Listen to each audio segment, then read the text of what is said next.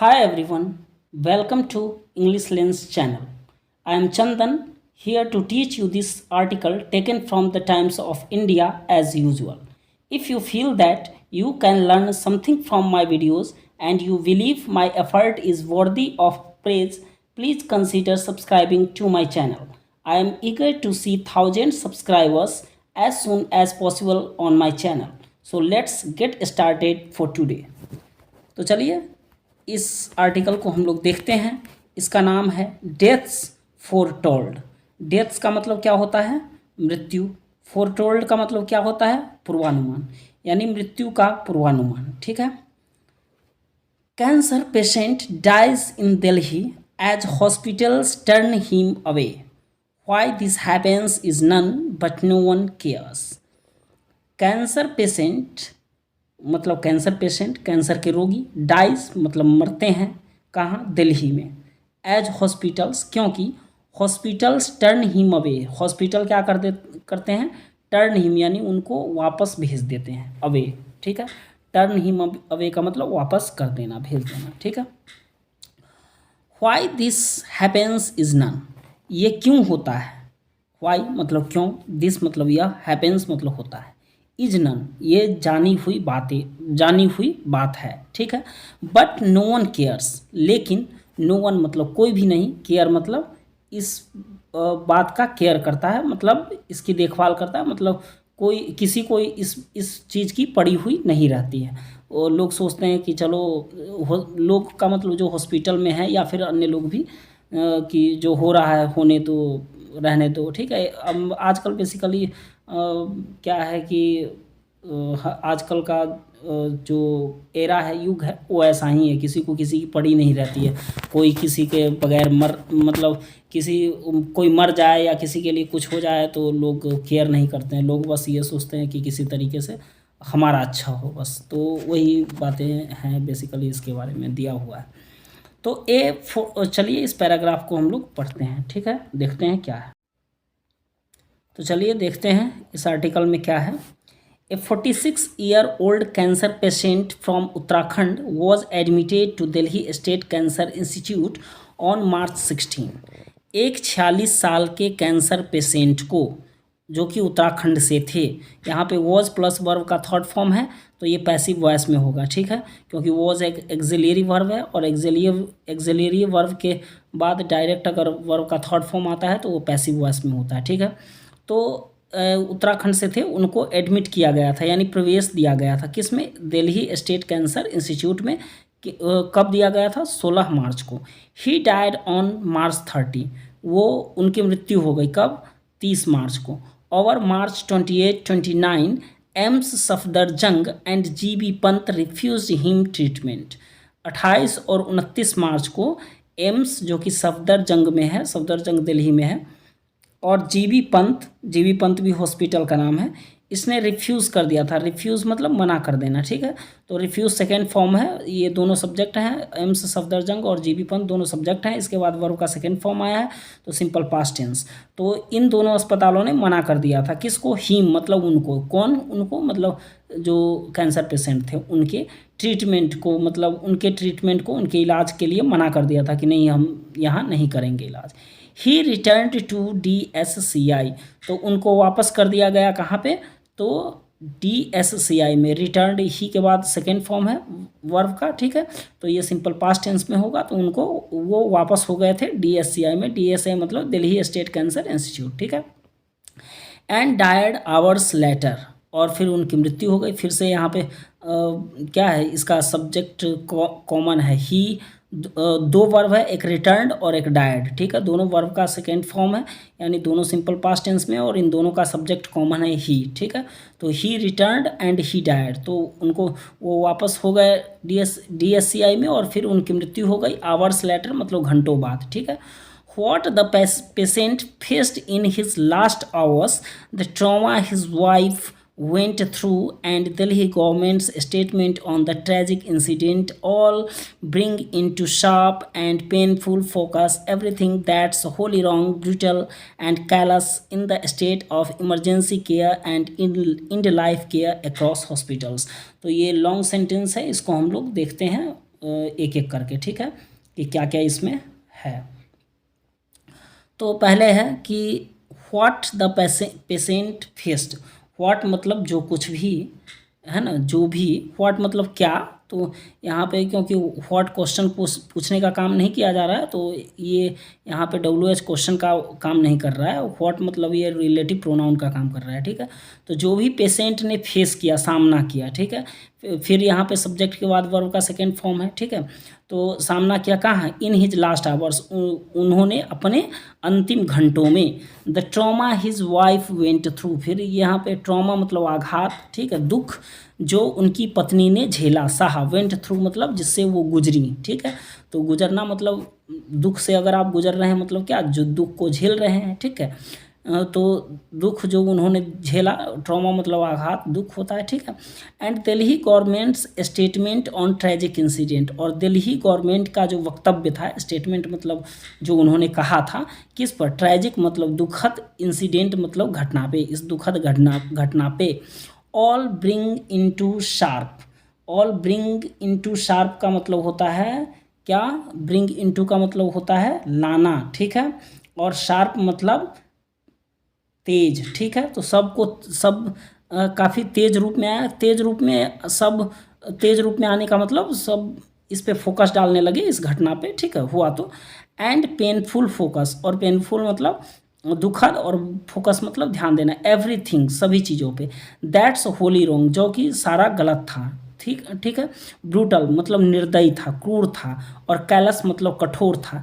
In the state of emergency care, कहाँ, emergency के देखभाल की स्थिति में। इन द स्टेट मतलब स्थिति में, इमरजेंसी मतलब इमरजेंसी, केयर मतलब देखभाल। And in life care across hospitals, और पूरे हॉस्पिटल में जीवन के अंतिम क्षणों की देखभाल में, ठीक है। तो बेसिकली इसका मतलब हो गया कि जो पेशेंट, जो उन्होंने अपने अंतिम क्षणों में उन्होंने सामना किया, और जिन ये आघात से, दुख से उनकी पत्नी गुजरी, और दिल्ली गवर्नमेंट का जो वक्तव्य, जो स्टेटमेंट आया इस दुखद घटना पे, ये सभी काफ़ी तेज़ी से हुई। और इस दुखद घटना में ये सारी चीज़ें जो कुछ भी हुई वो सारे के सारे गलत थे, और काफ़ी क्रूरतापूर्ण थे, निर्दयी थे, और कठोर ये चीज़ें थी।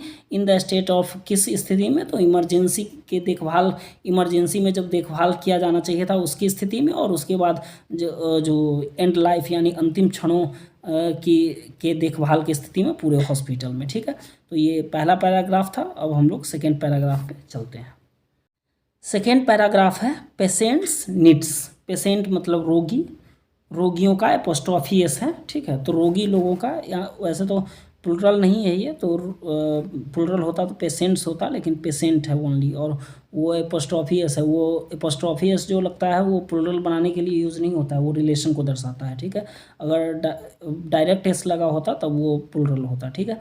तो पेशेंट यानी सिंगल पेशेंट, ठीक है, उनकी ज़रूरतें, नीड्स मतलब ज़रूरतें। Did the 46-year-old need critical care, intervention, A ventilator and ICU facilities. Did क्या है, डिड सिंपल पास्ट टेंस में यूज होता है क्वेश्चन पूछने के लिए, ठीक है। तो क्या 46 ईयर के जो रोगी थे, पेशेंट थे, उनको ज़रूरत थी, नीड है तो नीड मतलब ज़रूरत, क्रिटिकल मतलब काफ़ी महत्वपूर्ण, आवश्यक, केयर देखभाल की, इंटरवेंशन हस्तक्षेप करने की, एक वेंटिलेटर की, या फिर ICU फैसिलिटी की। तो क्या 46 ईयर के जो पेशेंट थे उनको क्या काफ़ी क्रिटिकल देखभाल हस्तक्षेप की ज़रूरत थी। हस्तक्षेप मतलब उसमें क्या करना, हस्तक्षेप करना मतलब उसके बीच में आना, ठीक है। तो वेंटिलेटर की ज़रूरत थी या ICU फैसिलिटीज़ की ज़रूरत थी। तो और did he need palliative end of life care, फिर यहाँ पे डिड का यूज है, तो फिर से ये सिंपल पास्ट टेंस में क्वेश्चन पूछने का काम हो रहा है। तो क्या उनको ज़रूरत थी, डिड ही नीड किस चीज़ की, पैलिएटिव मतलब कम करने वाला, ठीक है, घटाने वाला। एंड ऑफ लाइफ केयर मतलब जीवन के अंतिम देखभाल की ज़रूरत थी, जो उनके जो दुख था उनको क्या करता, मतलब जो उनको पेन हो रहा था उसको पैलिएटिव शांत करता, कम करता, ठीक है। पॉइंट इज मतलब क्या है, मुद्दा है, क्या है, neither was made available to him, इन चीज़ों में से उनके पास कुछ भी उपलब्ध नहीं था। फिर ये पास्ट टेंस का यूज है क्योंकि, और उसके बाद वॉज है, एक्सिलरी वर्ब है, और वर्ब का थर्ड फॉर्म है। तो neither was made passive voice में है, किसी भी चीज़ को उपलब्ध नहीं कराया गया था। अवेलेबल का मतलब होता है उपलब्ध, किनको, उनको, उनको मतलब उन रोगी को। The former is in shortage, जो पहली चीज़ें हैं, फॉर्मर मतलब पहले की चीज़ें हैं, उनकी शॉर्टेज थी, कम, शॉर्टेज है, कमी है, ठीक है। And the latter is non existent, और बाद में जो है, बाद वाला जो है वो नॉन एग्जिस्टेंट है, यानी वो है ही नहीं हॉस्पिटल में। The family will never know what transpired, family को कभी भी ये पता नहीं चला, क्या पता नहीं चला, तो व्हाट ट्रांसपायर्ड, कि क्या हुआ, क्या घटित हुआ, मतलब क्या चीज़ ऐसा घटित हो गया, क्योंकि अचानक से उसमें कोई चीज़ था नहीं, अचानक से उनकी मृत्यु हो गई, तो जो परिवार वाले थे वो एकदम से मतलब आश्चर्यचकित रह गए। सब होता ही है, किसी की मृत्यु हो जाए तो फिर उनके आसपास के लोग अचानक से सोचने लगते हैं ऐसा क्या हुआ, अभी तो ठीक थे, है ना। तो वही वो बोल रहा है कि family will never know, family को कभी फैमिली नहीं जानेगी कि व्हाट ट्रांसपायर्ड, क्या घटित हुआ, क्या चीज़ ऐसी, कौन सी ऐसी घटना हो गई, है ना। But remain scared for life, लेकिन वो रिमेन मतलब रहना, बचे रहना, स्केयर्ड मतलब भयभीत, फॉर लाइफ, लेकिन वो जीवन के लिए भयभीत रहे, ठीक है। That he died because hospitals didn't care, कि उनकी मृत्यु हो गई क्योंकि हॉस्पिटल्स ने केयर नहीं किया, हॉस्पिटल ने देखभाल नहीं की। हॉस्पिटल अगर हॉस्पिटल में अच्छे से देखभाल की जाती तो हो सकता था वो बच भी जाए। He died because hospitals didn't care, मतलब वो उनकी मृत्यु हो गई क्योंकि हॉस्पिटल ने केयर नहीं किया। अब थर्ड पैराग्राफ है इमरजेंसी केयर, इमरजेंसी की स्थिति में देखभाल, ठीक है। तो आगे बढ़ते हैं। Shortages are of both infra and trained personnel, shortages मतलब कमी, आर मतलब है, ऑफ बोथ दोनों चीज़ों की, किन किन चीज़ों की, तो इंफ्रा की और ट्रेंड पर्सनल की। इंफ्रा मतलब इंफ्रास्ट्रक्चर, मतलब आधारभूत चीज़ें, मतलब हॉस्पिटल में जो आधारभूत चीज़ें वो जो कि आवश्यक हैं, जिनके बिना काम नहीं चल सकता है। तो हॉस्पिटल में इंफ्रा की भी ज़रूरत है, यानी आधारभूत चीज़ों की भी ज़रूरत थी, उनका ज़रूरत थी, लेकिन उनकी कमी थी। और ट्रेंड पर्सनल मतलब जो प्रशिक्षित कर्मचारी होते हैं उनकी भी कमी थी। प्रशिक्षित कर्मचारी मतलब कौन, प्रशिक्षित डॉक्टर, ठीक है। RIMS exist on what's required, what's required मतलब जिस चीज़ की ज़रूरत थी। रिम्स एग्जिस्ट, रिम्स मतलब होता है कि पन्ने, एग्जिस्ट मतलब हैं उपलब्ध, यानी लिखे गए हैं, यानी जिन चीज़ की हॉस्पिटल में ज़रूरत होनी चाहिए, जो जो चीज़ें उपलब्ध होनी चाहिए उस पर कितने पन्ने लिखे गए हैं, ठीक है। India wide there are barely 18,000 ventilators in government hospitals, कह रहा है कि पूरे भारत में अगर देखें तो देयर आर प्रेजेंट टेंस में है, बेयरली मतलब मुश्किल से ही 18,000 वेंटिलेटर्स हैं, यानी गवर्नमेंट हॉस्पिटल में सिर्फ 18,000 वेंटिलेटर हैं, ठीक है। और 30,000 इन प्राइवेट हॉस्पिटल्स, और प्राइवेट हॉस्पिटल में 30,000 हैं। तो these numbers include faulty and non functioning ventilators where maintenance is zero among many other idle medical machines, कह रहा है कि ये जो नंबर हमने ऊपर आपको बताया कि गवर्नमेंट हॉस्पिटल में 18,000 और 30,000 जो प्राइवेट हॉस्पिटल में है, इसमें ये इंक्लूड है फॉल्टी और नॉन फंक्शनिंग वेंटिलेटर्स भी, यानी ऐसे वेंटिलेटर जो कि काम ही नहीं कर रहे हैं और जिनमें क्या है, जो जिनमें दोष है, दोष होने का मतलब जो खराब है, जो चल नहीं रहे हैं, कुछ ना कुछ उसमें दिक्कत है, ठीक है। वेयर मेंटेनेंस इज़ जीरो, जहाँ पे मेंटेनेंस क्या है, जीरो है।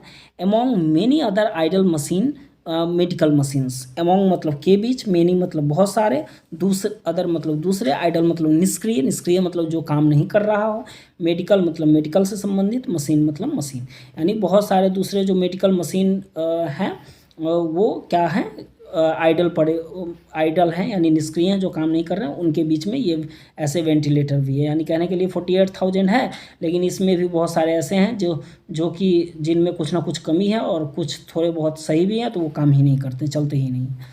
तो there are just numbers to tick off as done on bureaucracies PPT। These are, sorry there नहीं है, दीज है।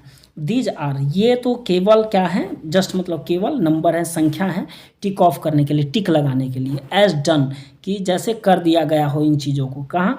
ब्यूरोक्रेसी के पीपीटी में। पावर पॉइंट प्रेजेंटेशन जो ब्यूरोक्रेसी बनाती है, यानी ब्यूरोक्रेसी बोलते हैं जो लाल फीताशाही, लाल फीताशाही का मतलब जो बड़े बड़े अधिकारी लोग होते हैं किसी चीज़ के, उनको ब्यूरोक्रेसी कहा जाता है। ठीक है, तो उनके पीपीटी में तो सिर्फ टिक लगाने के लिए है, लेकिन ये कोई भी काम नहीं कर रहा। तो ठीक है, यहीं तक रहने देता हूँ, क्योंकि वीडियो तो आज बहुत ज़्यादा लंबी नहीं हुई, लेकिन ये है कि रात काफ़ी ज़्यादा हो गई है और मुझे आ रही है नींद। 3 बज गया है, मैं सोने जा रहा हूँ। एक्चुअली आज मैंने ही गलती की, वीडियो ना बना करके मैं मूवी देखने लगा था, तो काफ़ी लेट हो गई थी, तब मैंने सोचा चलो वीडियो शूट करता हूँ। तो वैसे भी आप लोग पूरा वीडियो तो देखते हैं नहीं, तो ज़्यादा लंबा वीडियो बनाने से कोई फ़ायदा तो है नहीं। तो चलिए इतना ही आज के लिए रहने देता हूँ। मैं जा रहा हूँ सोने। Good night.